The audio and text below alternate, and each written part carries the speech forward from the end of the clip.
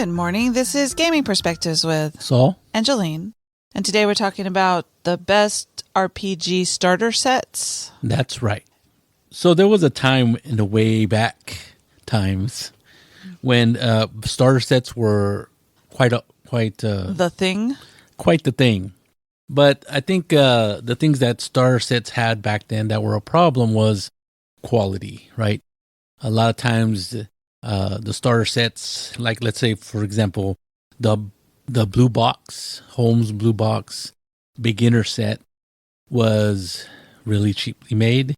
The box Was that D&D? D&D, yes. Okay. It was the box was made out of like cereal box material, right? Okay. Very thin cardboard components in it. They had those real lousy dice that you had to use. Well, wasn't that in the 70s though? The late 70s, yes. So there you go. But that continued on, even like, for example, other box sets. I think that the quality that you're talking about, I think the quality that you're talking about Right. probably has to do with the materials and at the time Right. being That's able true. to make stuff, right? True. Whereas today, things can be made much better quality for a lot less price. Right. Well, even gaming books themselves have like, I think AD&D, first edition AD&D books were probably really well done. I mean, they had this sort of fabric-y type of a cover. They were really nicely, the art was pretty good. They were really nicely put together for gaming books. And they, I guess back then they cost a pretty penny compared to other gaming books that were like soft covers and stuff like that. But we're talking box sets. Yeah, you're right. Most of them, like I said, were pretty terrible. And a lot of, they weren't starter sets, but they were like the basics role-playing set or something like that they called them. And like I said, the boxes weren't meant to survive much past opening the stuff and getting the stuff out. But that's all you needed, right? Well, it was a new game, right? It was something that people hadn't had before. So then they got the polyhedral dice, right? Right, the polyhedral sometimes, but they ran out of them in the D&D early days of D&D, so they put chits in the box instead of. No, I don't remember. That was before your time of playing, yeah. But like I said, the quality just wasn't there. But then again, the quality for a lot of things wasn't there. They didn't make box sets for putting on your shelf. They made them to sell some kid cheaply. Boxes were usually cheaper than buying the regular hardback books, if those hardback books were available. The people weren't too concerned about quality inside the box. So what are some of the box sets that are good? Well, like you said, starter sets. There's been a right. And we do want to make a difference that there's box sets and then there's a starter sets, right? And so a starter set is for somebody who's going into the hobby or first starting this new set of rules that they haven't played yet or they haven't run yet. And everything is totally different now than it was then, right? You don't have to go to a store and buy it or order it on a catalog. And a lot of you don't even know what that means. Or like out of an actual book catalog. Yeah. Yeah, you can order them online. Amazon or anything. They deliver. Yeah.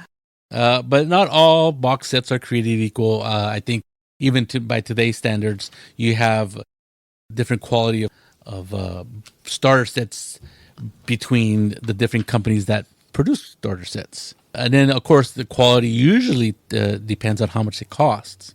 And starter sets, by their very definition, they usually try to make it cheaper than buying the core book. I think that the only real starter sets I've seen in the store, and we talked about this amongst ourselves, Yes. was it was either Starfinder. The Starfinder. Or I still think it was because it said because it was a Pathfinder one. So I'm always thinking it might have been a Pathfinder, but that was before second edition came out, so I don't think so. I think it was Starfinder. Yes. And it looked pretty cool. It did. We didn't buy it. No, but it had obviously it had pre-generated characters, had a rule book, had an adventure in it, and it had little tokens and also maps or map tiles that you could, for tactical movement and stuff. Yeah, I remember. Yeah, you reminded me when we first saw that, and I was like, wow, I totally had forgotten. Well, and I thought it was a really cool idea. Yeah. Yeah. So also what manages quality is what do they contain?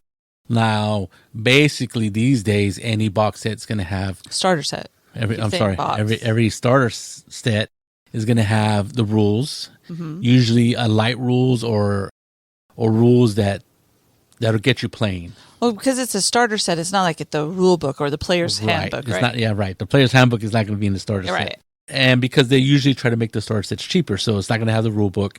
It's going to have a condensed set of rules usually. It's going to have pre-generated characters. It's going to have adventure. And usually it will have dice, if there's any kind of dice other than 6-sided dice, I guess, if you're playing a game of just D6 pool. So there's, but if it requires polyhedral dice or any kind of dice like that, it's funky dice, dice, exactly. It's going to be should be included in the set. And then then the question is, are they useful? Right? Are these starter sets useful? I think I'm going to answer my own question. I think they're useful for people who haven't tried a game other than let's say you've been playing D&D 5th edition for a while, and there's a starter set of, even if it's another fantasy game, it could be RuneQuest, it could be Pathfinder, or anything else out there. There's a ton of them now. And I think it would be useful if for people who are just starting out with that game system. So, like, if you have a nephew or a niece and you want them to be able to play when you're not around, like if they live away from you or something. Right. That would be a good thing to give them. Starter set. Yeah. And then, there's not a huge cost investment. A lot of stuff is, like, ready for you to play, and it just makes it easier. What is it called? The barrier of entry is much lower than if you just got them a big old book that's... You read these rules, figure it out. 250 pages, 300 pages, and you're like... Usually, unless that person is really interested in that game or the kid is, they may not bust open that book very much compared to something that has a character generated and start here and you can start playing within 30 minutes. Well, and it depends on who they are, right? Like the Augustine and Alan, when they were, 6, 7? Oh, yeah, about there. They even decided, younger, I think. You told them that you wouldn't run Pathfinder for them until... They could read. So they read the book. Yes, they started rereading really early. It was a really good motivator for them. Yes. And that's pretty cool. So I'm going to start off with my first pick, and in no particular order, all these are really good starter sets. These are good starter sets. I'm not going to make a list of bad starter sets because that's not what we do, but a really good starter set, unfortunately, is out of print, but you can find the PDFs of it, is Fantasy Flight Star Wars, and this is the funky dice system. It had everything you needed for playing the game, right? It had the funky dice, which back then, when Fantasy Flight first started the Star Wars game, they were kind of hard to get, the dice, because they were proprietary dice. They had those symbols on them, and you know what symbols they are. Yes, but I do not know what the symbols mean. I learned... we haven't played it for a while, but on Roll20, I learned which symbols were good and which ones were bad. Right. But that's all I knew. There were all kinds of special things that they did, and I didn't know any of that. Right. So it was very important to have those dice. You could have used regular polyhedrals and translated them, but almost nobody wants to do that. My goodness, I wouldn't want to have to translate them into funky dice system. Yeah. That would make playing that's even more difficult. That's when Jolene says, just tell me what I'm supposed to roll. Yes. And then the pre-gens in it were like in this little booklet. And not only did you get the pre-gens, but you had different levels of pre-gens. You had like pre-gens after they had gotten 10 experience points. And they had already done all the work for you. But it was nice to be able to see how a character would progress after one or two adventures one or two adventures. Because the adventure in it was very... not simple, but it was a short adventure. Right. And what I liked about the adventure is that it started you as the very beginning, like, we're going to do a skill roll. So this is how skills work. And then we're going to do combat, and this is how combat works. And the pictures were on the on those character sheets. So they didn't tell you, oh, roll this many command dice or whatever they were called. They showed you the color of the die and a little picture of what the die looked like. So it was a D8, a D4, purple, green, yellow, and all these other dice. They also explained what kind of dice they were called, but the picture really made it easier. Yes, pictures are good, especially for that system. And there was a lot of nice art. It was like a folio, like a folder, and it had a big picture of your character and a name on it. And then in the first, when you opened it up, there was the first level character or 0 level character that you were going to play at the very beginning. And then as you got more experience, you turned the page, and there was a character with like 10 experience that was already spent. And obviously, it showed you how the character was better than the first level character or a 0 level character. And then it had at the very end another page where if you got even more experience, you could just put in the stats that you wanted or the upgrades that you wanted. So I thought that was pretty interesting. I've never seen that happen in a role-playing game in a starter set where they allowed you to see the progression from like an entry-level character to one with a little experience and then leave another area blank for you to fill in as you gain even more experience. Now, as you were talking about that, I think that's pretty cool. That is pretty cool. And it just reminds me of when we switched from Pathfinder to 5th edition. And when I opened up the player's handbook to create a character, it was so much easier to me because they had gone through, like rewrites or oh, definitely. They had made changes, right? So in the character creation, it showed you step by step how to do it. Right. Which I'm sure Pathfinder had that too, but it was a lot more complicated. Yes. As far as I remember. Yes. So when you're talking about that, that's really cool to have in a starter set the pre-gens or archetypes or whatever. Yeah. Just so that people can see. Right. Exactly what you could just get a feel for what's going on. And especially for a game like that where there's a different dice system, right? Yes. It's not a D6 pull or D20s or things that you would normally roll. And it didn't work that way either. Yeah, it was totally a dice different. Pool of funky dice. Yeah. And then there was no numbers.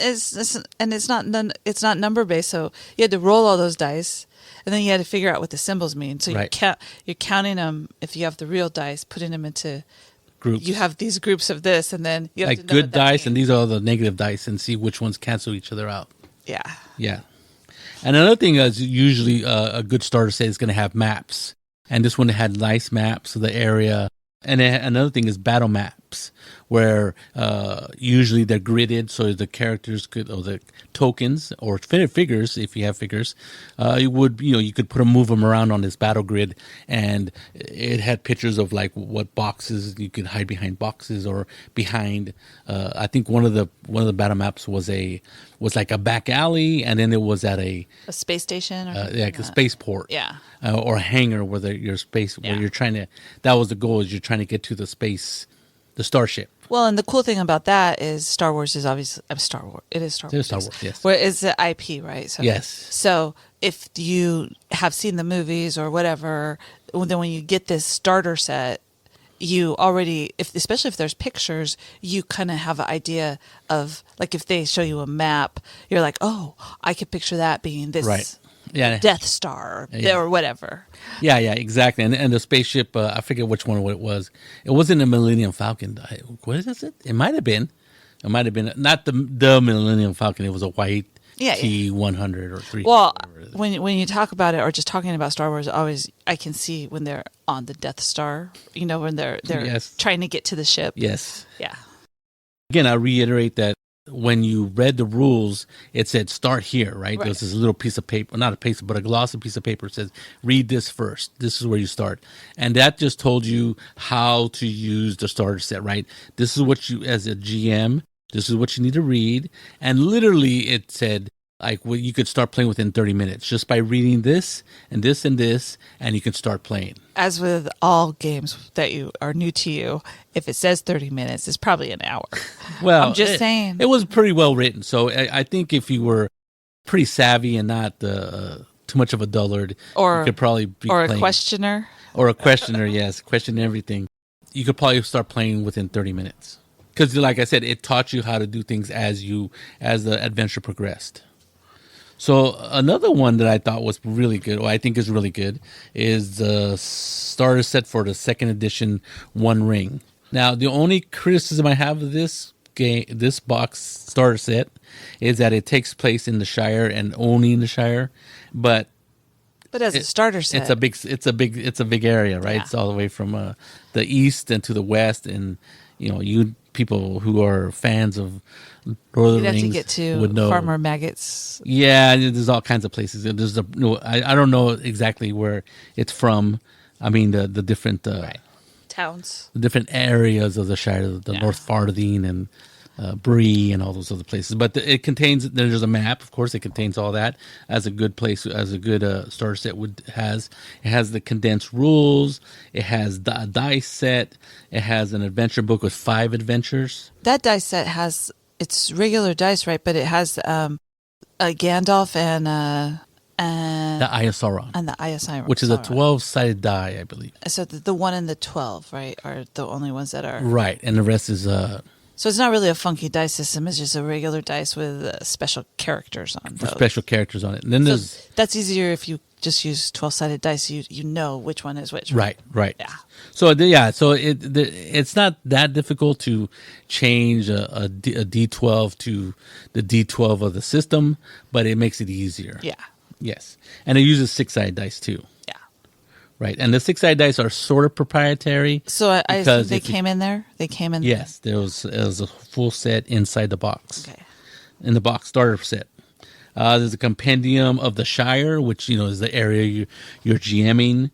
There's also a double-sided map of the Shire and Eriador, that large area of Middle Earth, and then there's a map of the Shire. It has all the different areas of the Shire that are the adventures take place in. It has 8 pre-gen characters, which is useful because usually people.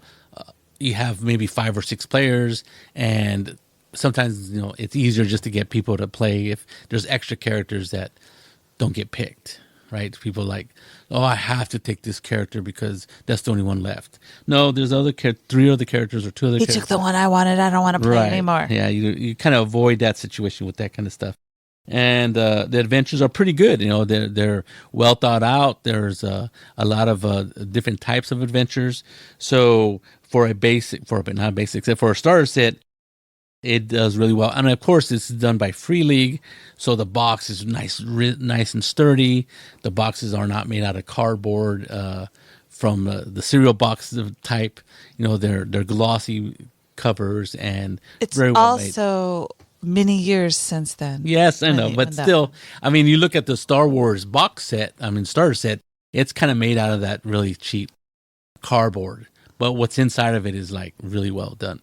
That's the difference. So I really liked it. I think if you get the One Ring starter set, it's a good starting point to go into that system because it's not a regular D20 system. What edition is it on now? Second edition. So it's the same. The starter set is the second edition. Yes. Okay, just edition. making sure. The first one was. I don't know if they had a starter set for first edition. I don't know, but you got the first edition books off eBay, didn't you? I think I got them. No, I got them at the flea market. Oh. I missed out on the Kickstarter, and I got at the gamer flea market. Some guy was selling them for real cheap. I go, yeah. He goes, we couldn't just get into it. I didn't understand the rules. I go, okay. And they were kind of weird to learn, and they weren't terribly well organized. I'm not sure you should use the word weird. Well, the organization of the rules was very haphazard. It was difficult to use it as a manual at the table. You really had to dig in because things were jumping around here and there. Wasn't the second edition kind of the same way? No, second edition is much better laid out. All the combat rules are in the combat section, which is very helpful. That is a very helpful thing. If you create a game, please put all the combat rules in the same place. But I think the box is really well done. Like I said, it's done by Free League. Free League is in Sweden? That's a Swedish game company, yes. Oh, so do they make their products in the EU? Maybe they have better cardboard than we do. Well, like I said, like you said, and things are better made out, and even like regular board games. Well, and you were talking about the Star Wars system, but that was put out a while ago, before the second edition of the One Ring, right? Yes. So this was a long timing time. could be. I mean, the Star Wars is out of print now, yeah. right? But I think you still buy the. I think you can still buy the PDFs of it if you can find them. Yeah, and you could actually find a starter set on like eBay, and I know like there's a game store called Noble Knight that buys and resells used game. I've heard about that store. Yeah, they have a huge building somewhere in the Madison, Wisconsin, probably, I think. Is it? It could be Wisconsin. Yeah. So they actually have a physical store, but they do a lot of mail order business. They don't give me money for that. That's not I'm just telling you that. Oh, my friend from work was telling me about that store. A gamer, I suppose. Yeah. Yes. So another one that I thought was really well done and was RuneQuest starter set. Okay. It's a box set, right? And I don't think I've ever played RuneQuest. Well, I've tried RuneQuest. I've never really had like an extended. Do they use runes? Yes, the runes are a big deal in this game. I don't know if they use runes for. They don't use runes for divination or telling the future, but they have runes and what they mean and stuff like that. Runes. RUNE. Yes, because you're saying it like ruins, like runes. Okay. Runes. Just making Sorry, sure. My accent's not so good. What makes this really good starter set is how much stuff they put into the box, and it's like $29.99, right? It's and some box sets are a little bit more expensive. The box is not like terribly well done. Like Saul really has a thing about how well the boxes are made. Yes. But it's decent. It holds all the stuff. But what's inside of it? I mean, I was lifting the box set between the stuff that was in the Fantasy Flight box. Okay, it's kind of heavy compared to the One Ring. And then I'm sorry, you were lifting them? Yeah, lifting them. I was comparing weight. Where did you find these? They're in my bookshelves. Really? Yeah, I have those. Anyway, I saw one of them. You saw two: the One Ring and the RuneQuest.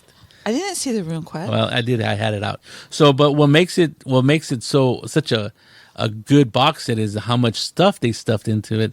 And for $30, $29.99 retail, it is amazing, right? So they have the rules, and the rules they're hefty rules. It's a crunchy system. It's always has been. I just want to say that there was a game that we played or we have called, is it Blood Bowl or something? No, we don't have Blood Bowl. No, it's the one with all the little. It comes with all the little guys that you fight with. The minions? Yeah. Oh. What was that called? Because you told me then that was a good.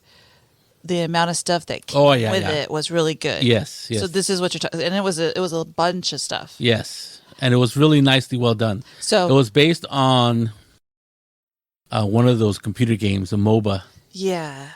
Anyway, I'm sorry to distract you, but so what I'm taking away from this, when you're saying that it's a good starter set, you want the weight of it, like how much stuff they're giving you in the starter set. I'm just saying by weight, it has a lot of stuff in that box.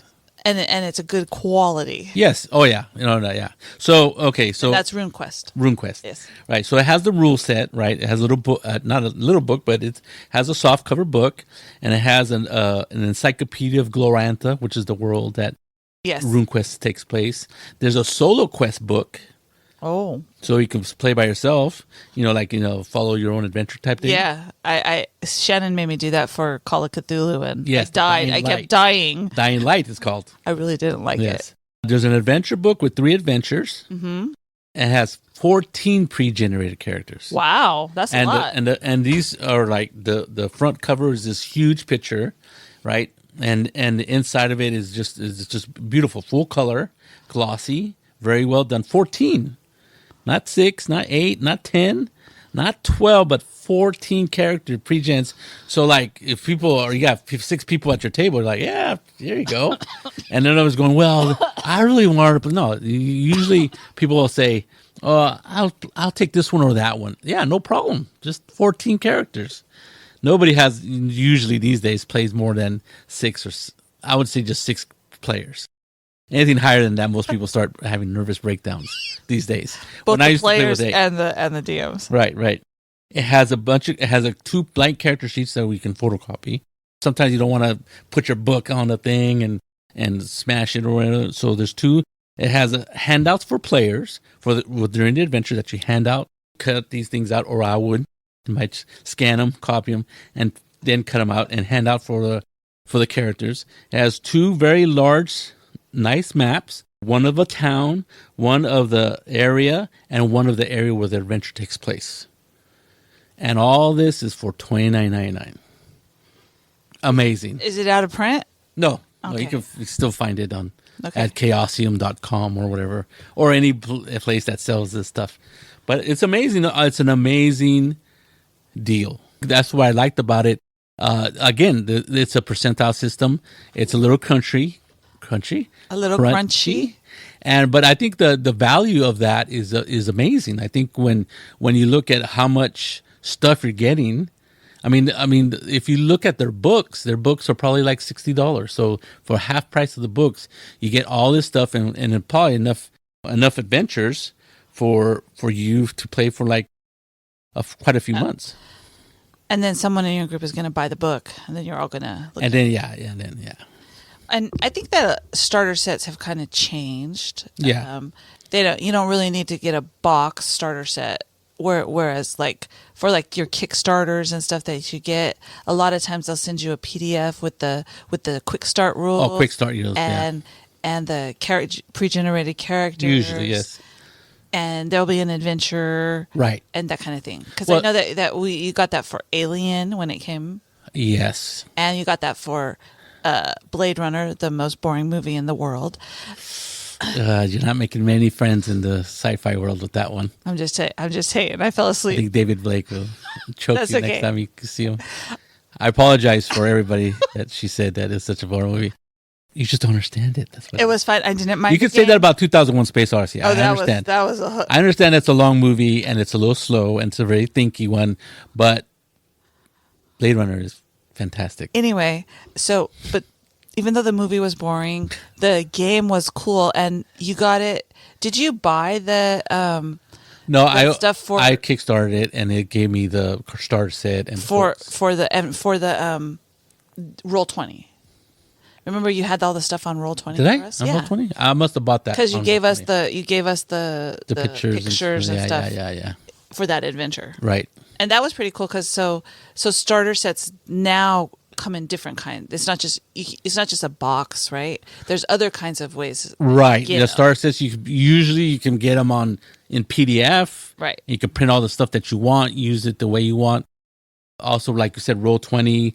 There's another Foundry. I don't know if they have to have sell game systems and ready to, so you can just download the stuff. And I think Kickstarter's kind of changed a lot of stuff for starter sets, right? Because if you're kickstarting it, they give you the stuff as they're going or parts of it, right? Well, usually depending on the Kickstarter, but usually they try to get everything and just mail it to you because that's the cheapest way to do it instead of sending you stuff slowly but surely. I meant the PDFs though, because I've seen you. Oh yeah, the PDFs you get right away usually. Yeah, as soon as they're done with them. Sometimes they're working on them and not. Like the only one that kind of fed you books was Conan because they had like 20 freaking books, right? And so every time they would, we're going to send out another Conan is excellent. It's beautiful books. Yeah. They even have a book called The Art of Conan. So it's a little bit crunchy, but it's a great. I got onto that Kickstarter, but I did only the PDFs. Yeah. Because it was very expensive. It was $350. Yeah. But then again, try to find those books for $350 now that it's out of print. It's like, I think the last one I saw was like $750. Conan is very special too, right? Because it's a IP, but it's a, you know what I mean? Is it an IP? Yeah, of course. I mean, we read it's an intellectual property, right? Conan, and there's an estate has to deal with Conan or deals with Conan stuff, and they have licenses. But the only problem was certain things happened that certain books or certain stories didn't become part of the protected property. So it's eminent domain, or not eminent domain. Eminent domain. Whoa. It's a public domain where anybody can write or rewrite it or publish it or record it and put it out. So nowadays, Yes. in the whatever century we're in, 2025. 2025. Are we in the 21st century? I don't know. Yeah, I think we are. Isn't that where Buck Rogers was? Yeah, I think he was in the 24th century. Still a ways away. You don't have to go to your local gaming store and find a starter set because you can. You might be able to. Yeah. Like RuneQuest. Right. But you can also go on to DriveThruRPG or Kickstarter, and there'll be kind of things to start playing a game without having to buy or without getting the whole player's guide and D&amp manual and all of that. Right. Like when you do a Kickstarter, a lot of times they'll let you like kickstart only the starter box or only like, it depends on what you want. Like sometimes people don't want the player's handbook and the game master's book or whatever. Some people don't want to take up a lot of space in their house. Yeah. I know people like that. Yeah. Okay. Not me though, right? Not you. Well, it's funny because like I was just thinking about all the games that I have, and I was trying to think of how many I have, and I'm like, there's quite a few. You could get a spreadsheet and put them all right in. Oh, that would take forever. It would take. I got to catalog them and write them down and all that business. Well, you have some time now. Yes. Well, I was. Yeah.